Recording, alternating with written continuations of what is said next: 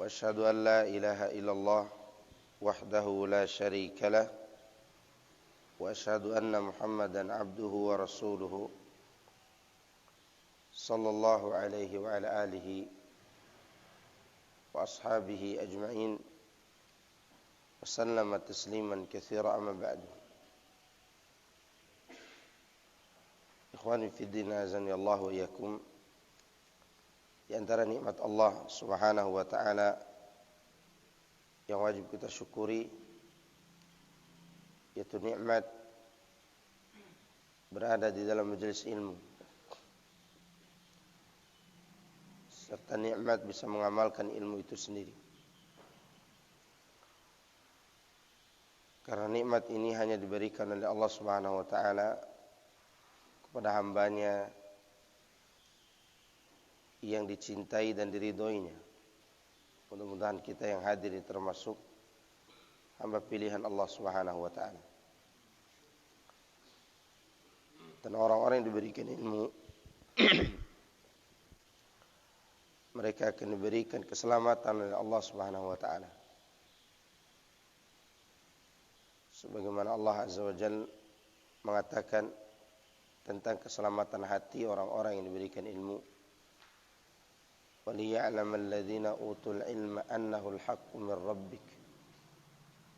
Agar orang-orang yang diberikan ilmu mengetahui bahwasanya wahyu yang diwahyukan Allah itu adalah kebenaran dari Rabb-Mu. فَيُؤْمِنُوا بِهِ فَتُخْبِتَ لَهُ قُلُوبُهُم. Mereka beriman kepadanya dan hati mereka tunduk. Jadi yang selamat hatinya dari kesesatan adalah mereka yang diberikan ilmu. Mereka itulah yang disebutkan oleh Allah Subhanahu wa taala di dalam surah Asy-Syu'ara, "Yauma la yanfa'u malun wala banun illa man atallaha biqalbin salim." Pada hari ketika harta dan anak tidak bermanfaat lagi kecuali orang yang datang kepada Allah dengan membawa hati yang salim.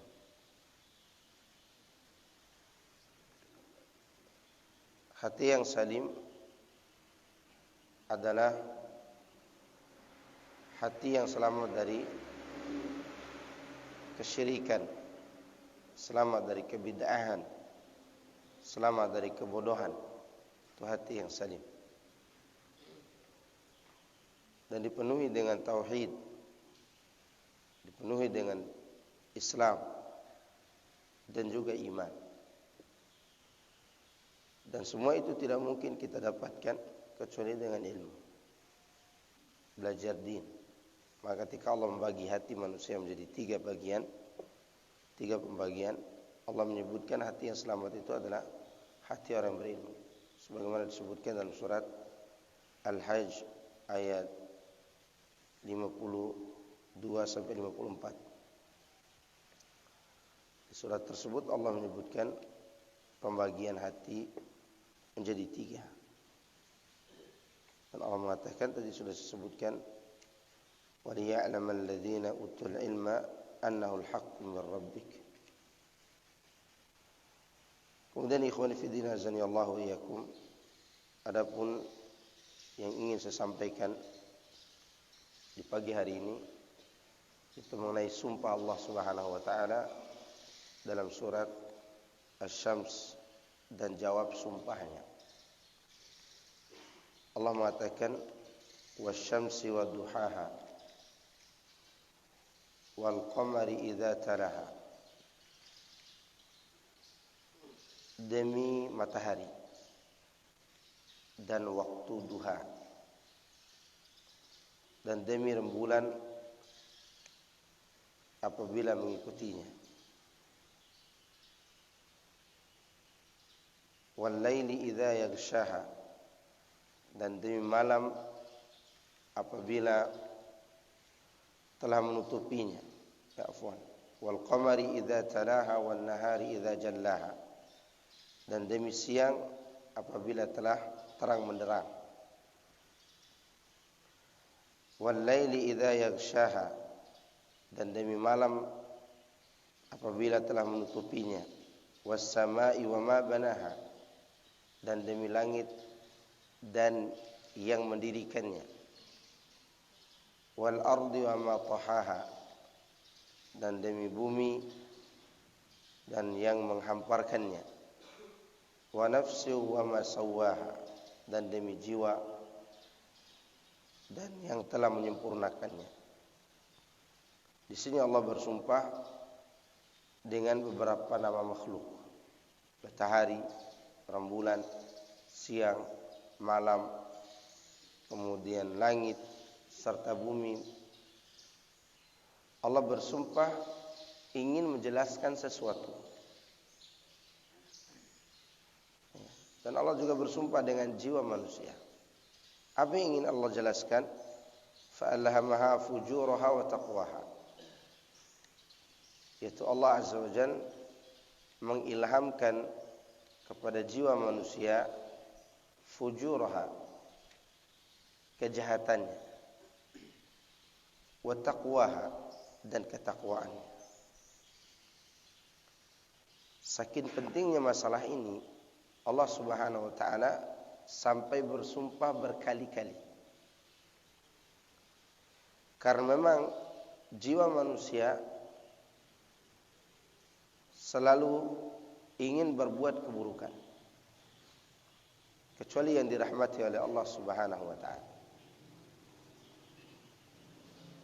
Maka Allah memberikan motivasi, qad aflaha man zakkaha. Dan Allah juga memberikan ancaman, wa qad khaba man dassaha. Sungguh telah beruntung orang yang mensucikan jiwanya, dan bangkrutlah orang yang mengotorinya. Disebut zakkaha. Zakkaha diambil dari kata zakat. Asal kata zakka yuzakki, kata asalnya adalah zakatun. Apa itu zakatun? Berkembang dan bersih, tumbuh dalam kebaikan serta bersih. Itu zakat. Jadi seorang yang dikatakan qad aflaha man zakkaha, yang bersihkan jiwanya, yaitu mereka yang bersihkan jiwanya dengan ketaatan, dengan kebaikan. Itu orang-orang yang bersihkan jiwanya. Maka saya pernah ditanya waktu ada salah satu jemaah umrah heran. Dia bertanya, kenapa di Saudi ini, di Ka'bah itu banyak orang jahat? Masih ada orang jahat, maksudnya pencopet, maklar yang mengantar ke Hajar Aswad, termasuk orang-orang yang murabal di sana. Saya jawab, mereka betul berada di tanah suci, tetapi tanah yang suci ini tidak bisa mensucikan siapapun. Tapi mensucikannya adalah amalnya. Sebagaimana para ulama mengatakan, inna hadhil ard la yuqaddisu ahadan, la tuqaddisu ahadan, wa innama yuqaddisuhu amaluhu. Tanah ini, tanah haram, tidak bisa mensucikan siapapun, tetapi yang mensucikan seseorang adalah amalnya, amal kebaikan. Terbukti orang ke sana ada perbuatan maksiat yang sangat besar dosanya, yaitu berbuat syirik. Walaupun syiriknya syirik kecil, ada yang berbuat bid'ah. Jadi yang membersihkan jiwa itu adalah mereka yang membersihkannya dengan apa? Ketaatan kepada Allah dan Rasulnya sallallahu alaihi wasallam. Wa qad khaba man dassaha, dan sungguh bangkrut orang yang telah mengotori jiwanya. Di sini Allah menggunakan kata dassa yudassi. Masdarnya tadzkiyah, lawan daripada tazkiyah. Di sana ada tazkiyatun nufus, ada juga tadsiyatun nufus. Tazkiyatun nufus kita semua paham, membersihkan jiwa. Adapun tadsiyah yaitu menutup hati yang bersih itu, jiwa yang bersih itu dengan sampah-sampah dosa. Ibarat jiwa kita ini seperti mutiara atau intan permata. Orang yang mentadsiyahnya, yang disebutkan dassahan di sini, yaitu orang yang meletakkan mutiara itu di tempat yang kotor lalu dia tutupi dengan sampah-sampah, sehingga tidak kelihatan lagi keindahannya. Itu yang dimaksud dengan dassaha, yaitu gotoha, yang menutupnya.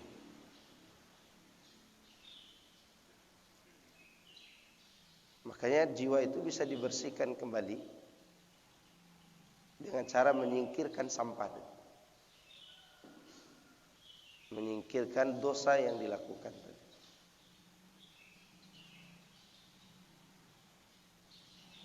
Di sini Allah Subhanahu wa taala sampai ayat 10 ini dia berbicara tentang jiwa. Pertanyaan kita, bagaimana cara kita untuk bisa membersihkan jiwa itu? Yang pertama kali yang harus kita lakukan adalah mengikhlaskan semua ibadah kita kepada Allah. Kita berusaha mengikhlaskan apa yang kita lakukan karena Allah Jalla Jalaluhu.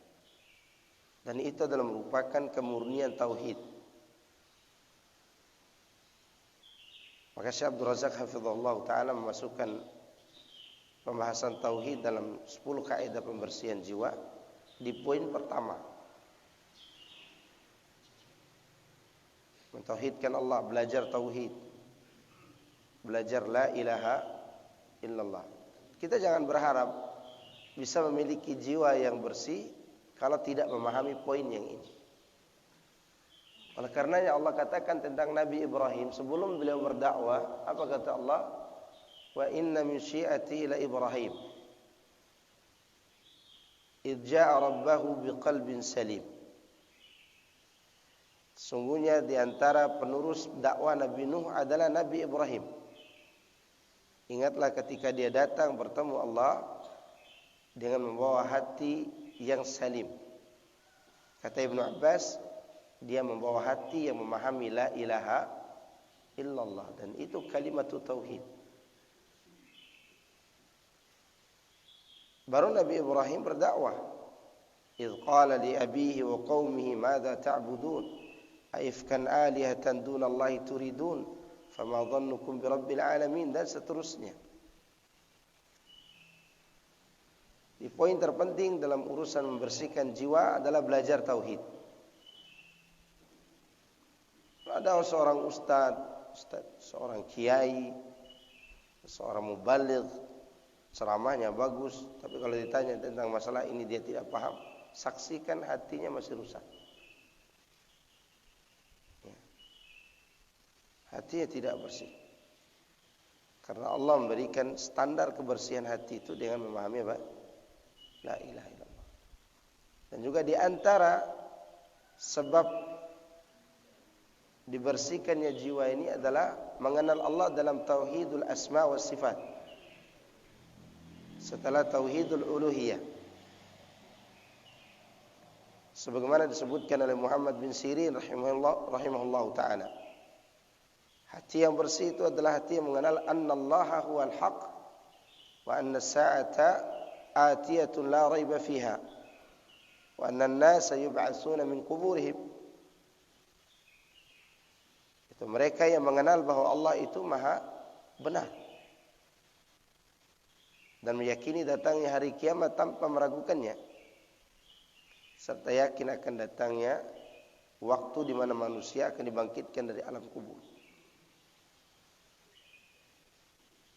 Maka belajar nama-nama Allah dan sifat termasuk bagian dari tauhid. Maka saking pentingnya masalah ini, dia menempati peringkat pertama dalam meraih semua keutamaan. Dan termasuk yang meraih keutamaan dalam sabda Nabi sallallahu alaihi wasallam, "May yuridillahu bi khairan yufaqihu fid din." Siapa yang diinginkan kebaikan oleh Allah, Allah akan pahamkan agama kepadanya. Yang dimaksud adalah Allah memahamkan kepadanya nama-nama dan sifat Allah serta hak Allah Azza wa Jalla. Itu tauhidul ubudiyah. Kalau kita gagal dalam bab ini, maka semuanya akan gagal. Karena dia pintu kebaikan. Sebagaimana disebutkan oleh Syekh Abdul Razak hafizahullah taala, innal fiqh fi asma'illahi babun syarifun minal ilmi. Sungguhnya memahami nama-nama Allah dan sifatnya adalah pintu kebaikan yang paling mulia dari pintu-pintu ilmu. Maka kesimpulannya, poin pertama yang harus kita lakukan untuk membersihkan jiwa ini adalah belajar aqidatut tauhid. Yang kedua, doa. Meminta kepada Allah Subhanahu wa taala agar Allah membersihkan jiwa kita. Rasulullah sallallahu alaihi wasallam mengatakan, "Laisa syai'un akrama 'ala Allah minad du'a." Tidak ada sesuatu yang lebih mulia di sisi Allah melebihi doa.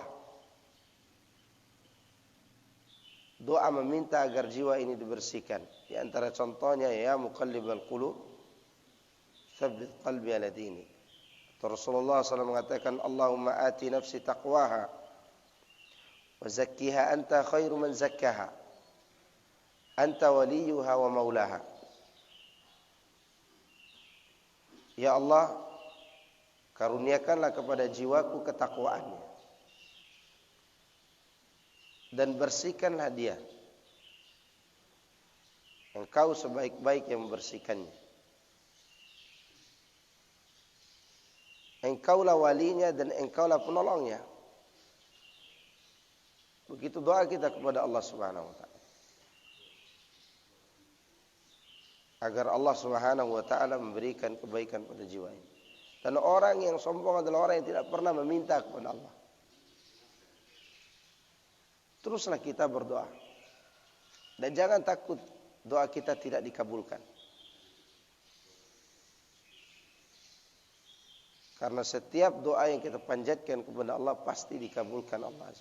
Maka Umar mengatakan, aku tidak peduli doaku tidak dijawab. Tetapi masalah yang paling kuperdulikan adalah aku terus berdoa. Karena setiap aku berdoa pasti Allah akan menjawabnya. Artinya dari perkataan Umar ini, aku tidak takut doaku tidak dijawab. Tapi aku takut aku berhenti berdoa. Itu yang kita khawatirkan. Dan doa yang paling mulia adalah meminta kebersihan jiwa. Yang ketiga, agar kita bisa tazkiyatun nufus, yaitu memilih teladan yang baik. Ya Fuan, Al-Quranul Karim.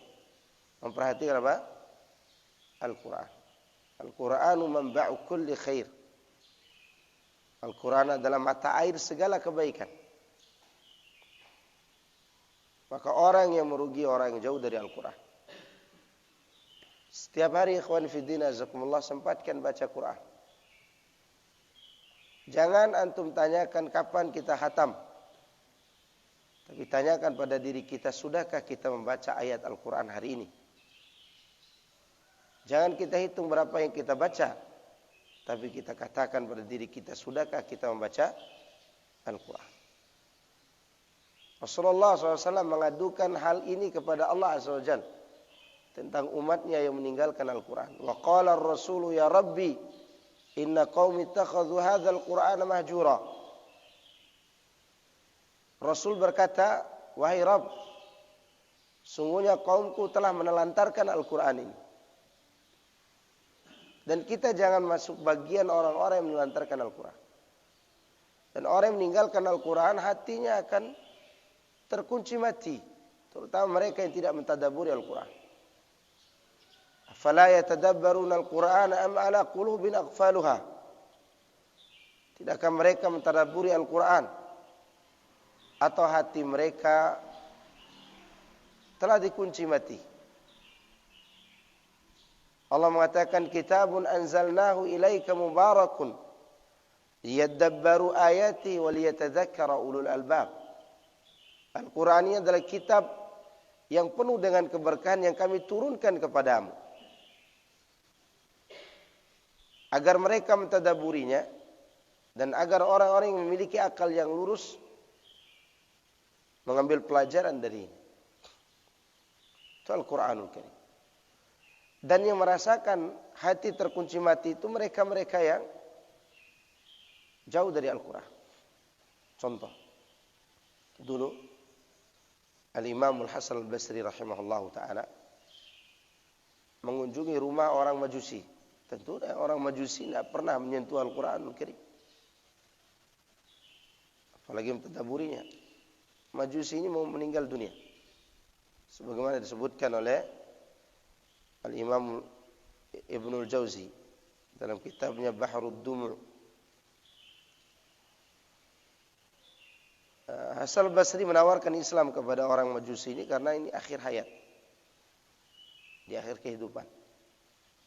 Kata apa kata Majusi itu? Wahai Imam, aku dari dulu kepengen masuk Islam, tapi hatiku telah digembok mati. Begitu kata Majusi itu. Sehingga Islam tidak bisa masuk dalam hati. Mintalah kepada Allah kuncinya. Dan Majusi ini menyuruh Imam Hasan Al-Basri untuk meminta kepada yang di langit. Nanti dia yakin Allah di mana? Di langit secara fitrah. Maka Hasan Al-Basri meminta kepada Allah agar Allah membuka hatinya. Maka terbukalah. Itu menunjukkan bahwa hati ini digembok mati oleh Allah. Di antara sebabnya jauh dari apa? Al-Quran. Merugi orang tidak pernah baca Quran. Sangat merugi. Karena ini nikmat Allah yang luar biasa. Kata para sahabat radhiyallahu anhum, tanda jiwa seorang itu bersih, dia tidak pernah kenyang dari Al-Quran. Dia ingin terus tahu, menggali isi Al-Quran. Karena semua permasalahan kita ada di dalam Al-Quran. Solusinya ada di sini. Contoh, ketika kita lemah menghadapi musuh, agar dada kita tidak sempit, Allah katakan wa in tasbiru wa tattaqu la yadurrukum kaiduhum syai'a.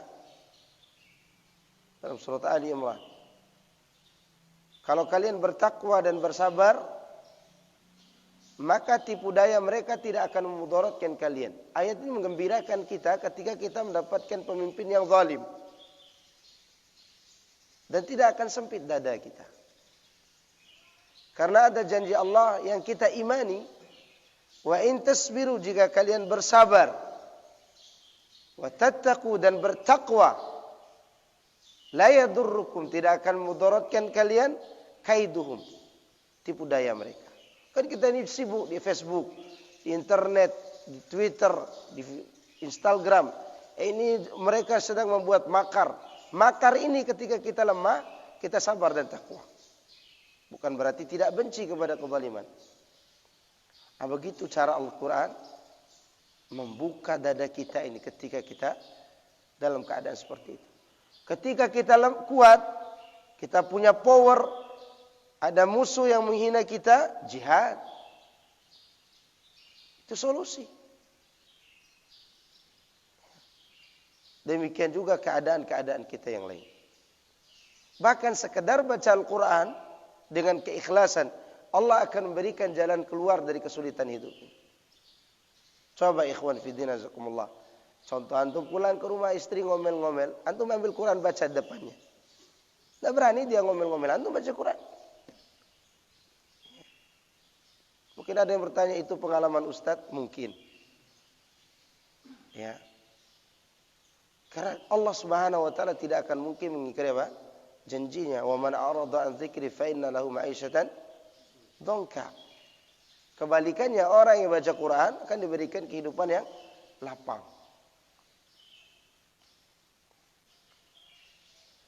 Cukup kita yakini yang kita baca ini surat yang datang dari Allah Azza wa Jalla. Itu akan motivasi kita baca Quran. Coba waktu antum, ini bapak-bapak yang anak muda klasik. Kalau sekarang anak muda modern kirim surat pakai SMS. Dulu bapak-bapak yang masih muda, waktu mudanya, sekarang sudah tua-tua ini. Ya, kalau ada harim kirim surat pakai kertas, ya tidak. Itu mau ditulis pakai bahasa apapun, dibacanya surat itu. Walaupun mungkin tidak dimengerti.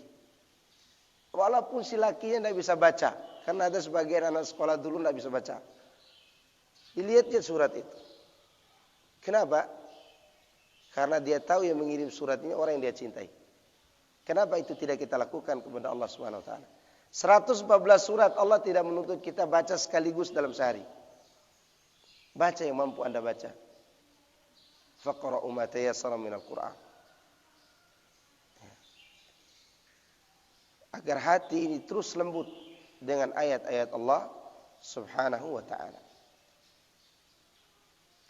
Kemudian yang keempat, setelah Al-Quran, yaitu mencari teladan yang baik. Dan teladan terbaik di dalam menempuh kehidupan beragama ini adalah Rasulullah sallallahu alaihi wasallam. Ya, antum kalau dalam keadaan sulit, dalam keadaan sempit, baca sejarah Nabi. Cari tahu teladan di situ. Baca sejarah para sahabat. Dan itu akan menenangkan jiwa. Ya. Ternyata ujian kita tidak seberapa dibandingkan ujian mereka. Dan bagaimana sikap mereka terhadap ujian yang menimpa mereka. Di situ ada teladannya. Contoh dalam menghadapi kesulitan atau kezaliman orang-orang kafir ketika mereka lemah sebelum hijrah dari kota Mekah ke Madinah, itu sebelum itu mereka dalam keadaan lemah. Kita ingin mencontohi orang yang paling sabar dari kalangan sahabat Nabi SAW, misalnya Khabbab ibn al-Arat. Baca sejarahnya. Kata para ulama, dia adalah guru besar dalam kesabaran setelah para nabi dan rasul alaihi wassalatu wassalam. Khabbab ibn al-Arat. Sampai dia katakan kepada Umar, suatu hari Umar mengatakan kepada Bilal, wahai Bilal, semoga Allah merahmati engkau karena engkau telah diuji dengan ujian yang berat. Kata Khabbab ibn al-Arat, tidak ya Umar, ujian Bilal tidak seberat ujian yang menimpa diriku. Hanya kita tahu Bilal ditaruh di padang pasir di tengah matahari yang panas, ditaruh batu besar di atas dadanya, kan begitu kan? Ini tidak sanggup. Tetapi Khabbab ibn al-Arat lebih dari itu. Tangan kakinya dililitkan pakai rantai yang panas, yang sudah dibakar sampai berwarna merah sehingga melepuh daging kulit tangan dan kakinya. Lalu diletakkan di matahari yang panas, kemudian dia dibiarkan mati. Tapi Allah Subhanahu wa taala tidak membiarkannya mati. Di sana kita mencontoh. Dalam urusan beribadah, ada nabi kita yang harus kita contoh. Jangan contoh orang-orang sekarang. Makanya Abu Utsman An-Naisaburi rahimahullahu taala, ulama yang hidup sebelum Ibnu Katsir rahimahullah. Abu Utsman ini mengatakan termasuk hati yang baik adalah hati yang cinta sunnah, benci kepada bid'ah. Perhatikan itu. Itu menunjukkan kita butuh uswatun hasanah dalam beribadah. Sebagaimana Allah Subhanahu wa taala mengatakan, "Laqad kana lakum fi Rasulillahi uswatun hasanah." Sungguh telah ada uswatun hasanah bagi kalian pada diri Rasulullah sallallahu alaihi wasallam. Perhatikan lanjutan ayatnya. Liman kana yarjullaha wal yawmal akhir wa dzakarallaha katsira. Bagi siapa? Bagi orang yang mengharapkan bertemu dengan Allah dan hari kiamat yang baik. Berarti bagi mereka yang beribadah serta banyak mengingat Allah Subhanahu wa taala. Jadi pada diri Rasulullah SAW ada teladan, contoh yang baik dalam beribadah. Bahasa mudahnya mutaba'atur Rasul, mengikuti Rasulullah SAW. Itu termasuk kaidah di dalam membersihkan jiwa. Terkadang kita melihat waktu kita jahil dulu ada orang bicara masalah bid'ah, kita katakan dia orang keras hatinya, keras pula wataknya. Ternyata tidak. Begitu cara membersihkan jiwa. Mengajak orang kepada sunnah, menjauhkan orang dari bid'ah. Dan orang tidak akan menteladani Rasulullah SAW kalau masih ada bid'ah yang dia lakukan. Perhatikan kaidah. Dan ini kaidah berlaku kepada semua keadaan. Bahwa tidak akan seorang itu mengikuti yang murni kalau yang kotor masih ada. Contoh antum nanam di sawah atau nanam di kebun, apa antum harus lakukan pertama kali? Menyemprot mati rumput-rumput, ya enggak? Tanya para ahli jagung. Ya kan? Kalau rumput tidak mati, tidak akan tumbuh jagung. Demikian juga kalau bid'ah tidak mati dalam diri kita, sunnah tidak akan muncul. Keinginan untuk mengikuti Rasulullah SAW tidak akan ada. Coba nanya orang nanam jagung, ya atau tidak? Harus dimatikan dulu rumputnya. Bahkan ada yang melakukan ngoho. Tahu ngoho kan? Iya. Buis puwara fugol kainallah wa jago. Demikian juga sunnah. Atau menteladani Rasulullah SAW. Dan jangan berharap hati kita bersih kalau ini tidak dilakukan. Makanya kata Abu Utsman An-Naisaburi termasuk qalbun salim, qalbun yuhibbu sunnah wa yakrahul muhdath. Hati yang cinta sunnah dan benci kepada apa? Perbuatan baru atau perbuatan bid'ah. Yang keberapa? Kelima. Yang kelima, menutup semua celah yang mengeluarkan jiwa kita ini kepada sesuatu yang mengotorinya. Tutup semua jendela. Hati tutup semua saddu dzari'ah namanya. Saddu dzari'ah termasuk HP ini. Kalau ada AWW SMS antum, jangan kepedean. Itu bisa saja istri antum lagi nguji antum itu. Pakai nomor lain. Ya. Dan kita tinggalkan itu bukan karena takut istri. Tapi kita ingin menutup semua celah yang akan mengantarkan kita kepada kerusakan jiwa. Makanya Allah Subhanahu wa taala dan Rasulnya SAW memberikan kaidah dalam melarang. Ada dua larangan. Larangan kepada zat dosa itu dan larangan untuk menempuh pintu yang mengantarkan kepada dosa itu. Contoh larangan untuk melakukan dosa, ya larangan memakan babi, larangan mencuri. Contoh larangan kepada pintu yang mengantar kepada dosa, wala taqrabu az-zina. Dan ini yang kita harus lakukan, menutup pintu ini. Menutup semua celah agar kita diselamatkan dari kerusakan jiwa. Kemudian yang keenam. Yang keenam yaitu mengingat kematian. Banyak mengingat apa? Kematian. Ini termasuk poin penting dalam pembersihan jiwa. Dan mengingat bahwa diri kita akan berjumpa dengan Allah Subhanahu wa ta'ala. Sehingga jiwa ini takut melakukan perbuatan dosa dan maksiat. Kemudian yang ketujuh, memilih teman dan guru yang baik. Al-mar'u ala dini khalilihi. Rasulullah SAW mengatakan seorang tergantung agama saudaranya. Disebutkan dalam hadis yang lain, innal arwaha junudan mujannada mata ta'arafa italafa mata tanakara ikhtalafa. Ruh-ruh kita ini seperti tentara terpimpin yang dipimpin oleh seorang panglima. Kapan dia saling mengenal, maka dia akan saling bersatu di situ. Kapan dia tidak saling mengenal, maka tidak akan bersatu di situ. Maka carilah ruh-ruh orang yang soleh. Ya. Sebagaimana doa Nabi Ibrahim, wa alhiqni bis salihin. Ya Allah, jadikanlah aku termasuk orang-orang soleh. Nabi Ibrahim saja dia masih meminta kepada Allah agar digabungkan dengan orang-orang apa? Soleh. Apalagi kita, apa kurang kesolehan Nabi Ibrahim? Maka cari teman-teman yang baik, duduk bersama mereka, duduk di majelis ilmu orang-orang yang mengkaji tentang sunnah, maka ruh kita akan mengikutinya. Berapa banyak orang rusak gara-gara temannya? gara-gara gurunya. Ya. Dan berapa banyak orang yang menyesal nanti di yaumul qiyamah gara-gara ini. Sebagaimana disebutkan dalam suratul Furqan, ya wailata laitani lam attakhidh fulanan khalila laqad adallani 'ani dzikri ba'da id ja'ani wa kana syaitan lil insani khadhula. Aduhai celaka aku.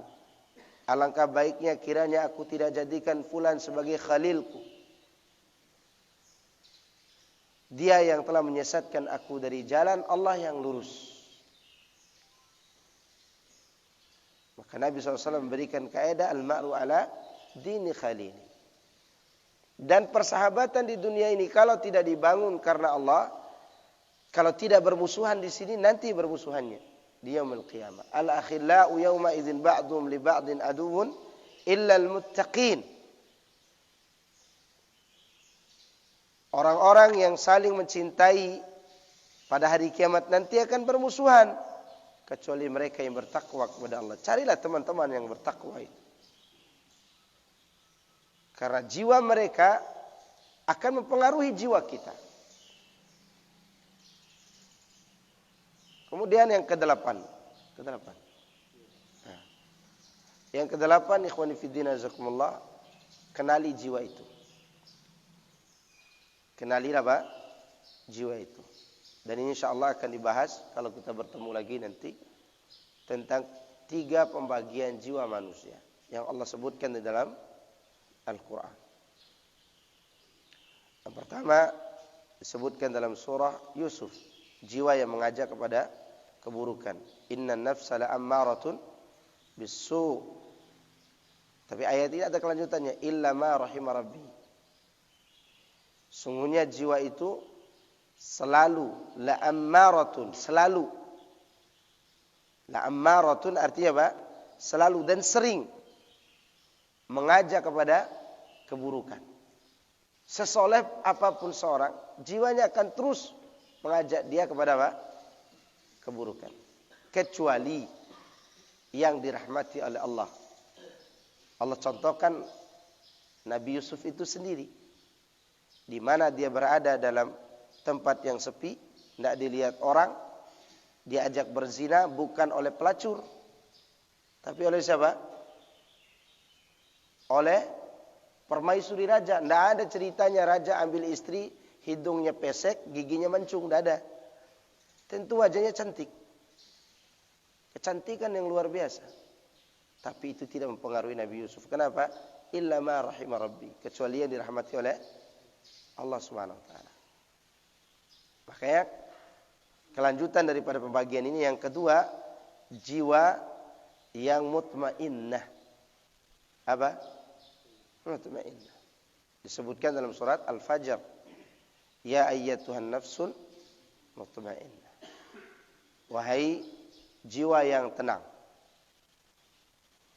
Kemudian yang ketiga, nafsul lawwamah. Nafsu atau jiwa yang mencela dirinya sendiri. Dan ini dibagi menjadi 2. Kalau dia menyesal dan mencela diri sehingga dia bertobat kepada Allah di dunia ini, maka dia terpuji. Tapi kalau dia menyesal dan mencela dirinya nanti di hari kiamat, maka dia tercela. Wala uqsimu bin nafsil lawwamah.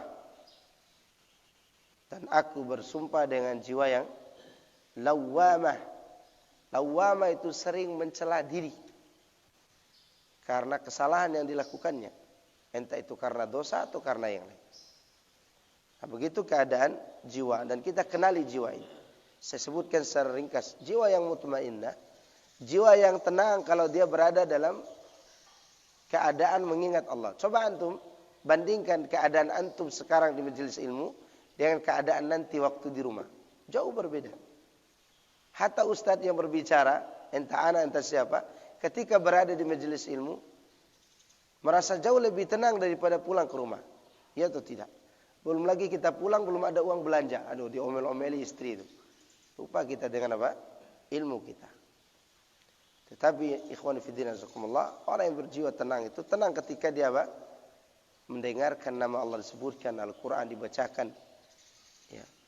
Ada orang baru Allahu Akbar, imamnya baca alif lam mim, tanzilul kitab la raiba fihi min rabbil alamin. Ini pasti panjang. Ini dalam hatinya. Ya. Hati-hati. Tenangkan jiwa itu dengan apa? Zikrullah. Ya.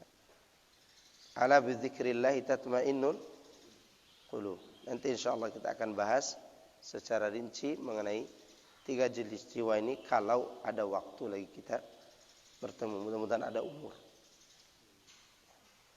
Kemudian jiwa yang selalu mengajak kepada keburukan, dia selalu menyukai keburukan itu dengan kesukaan yang tidak ada malunya kepada Allah Azza wa Jalla.